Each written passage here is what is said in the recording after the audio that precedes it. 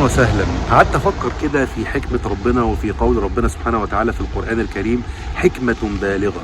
الدنيا دي ليها ديزاين معين وليها سنن كونية، احنا نزلنا الدنيا ولقيناها موجودة. سنن كونية، ربنا في كذا موضع من القرآن الكريم بيتكلم على السنن. لن تجد لسنة الله تبديلا ولن تجد لسنة الله تحويلا. طب الموضوع ده ايه علاقته بالحكمة؟ ما تقعدش تضيع وقتك في ان انت تقول هو ليه بيحصل كده، او تضيع وقتك تقول هو ليه الديزاين بتاع الدنيا كده. ما تقعدش تضيع وقتك لان انت الموضوع ده خارج سيطرتك تماما. احنا اقزام قد كده على كوره طايره في الهواء وسط كور كتير احنا ما نعرفش اصلا عددها كام. فانت ما تقعدش تضيع وقت طالما ان انت مؤمن انه لا اله الا الله ومحمد رسول الله، وان في خالق للكون ده مدبر سبحانه وتعالى حي قيوم لا ينام. يبقى ما تقعدش تضيع وقتك بقى هي الديزاين بتاعها كده ليه، لان احنا غلابه جدا. احنا يعني اصلا مش بنحاول نفهم الديزاين عن ان احنا بقى نحط نفسنا في سيتويشن ان احنا نقول لا انا عندي فكره في الديزاين ليه ما اعملش الكلام. يا باشا انت اصلا مش عارف تفهم الديزاين، احنا مش عارفين اصلا نفهم الديزاين.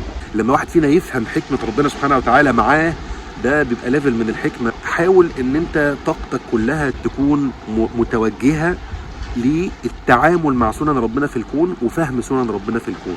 ان انت تفهم فور اكزامبل ان الابتلاء والامتحان ده سنه كل حد هيمر بيه.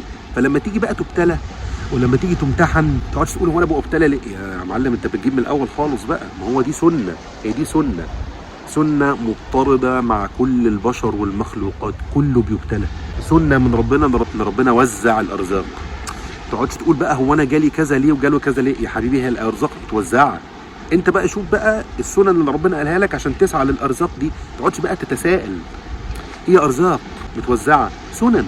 انا شخصيا لو فهمت سنن ربنا قدرتي على التعامل معاها هتكون اسهل بكتير. خلاص انا دلوقتي عندي متستف في عقلي ان هو في امتحان وابتلاء في الدنيا دي. خلاص بقى نبتدي نشوف هنتعامل ازاي. لكن ان احنا نكون في المربع الاول، هو انا بقى ابتلى ليه وليه يا رب وليه احنا وليه مش غيرنا. دور بقى على الاسباب. ربنا في سوره ال عمران بيقول ايه؟ اولما اصابتكم مصيبه قد اصابتم مثليها قلتم ان هذا. سريعا كده، يوم احد الصحابه استغربوا، واحنا بيحصل معانا كده ليه والنبي عليه الصلاه والسلام موجود معانا عليه الصلاه والسلام اشرف الخلق، واحنا بيحصل معانا كده ليه واحنا اتبهدلنا يوم احد ليه؟ فربنا بيقول لهم ايه في سوره ال عمران اللي بالمناسبه من اجمل سور القران الكريم: اولما اصابتكم مصيبه يوم احد قد اصبتم مثليها يوم بدر. يوم بدر انتوا الهزيمه اللي خدتوها في احد دي انتوا اصبتم مثليها يوم بدر، يعني انتوا قطعتوهم توايس يوم بدر. او لما اصابتكم مصيبه قد اصابتم مثليها قلتم ان هذا. واحنا ازاي يحصل فينا كده؟ السنه جايه اهي بقى، السنه جايه اهي. قل هو من عندي انفسكم.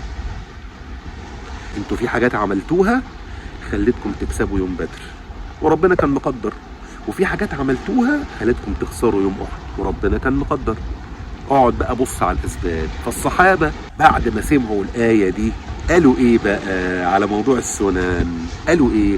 ما قالوش لا يا رب احنا مش مقتنعين، او يا رب هو بيحصل. ما قالوش كده.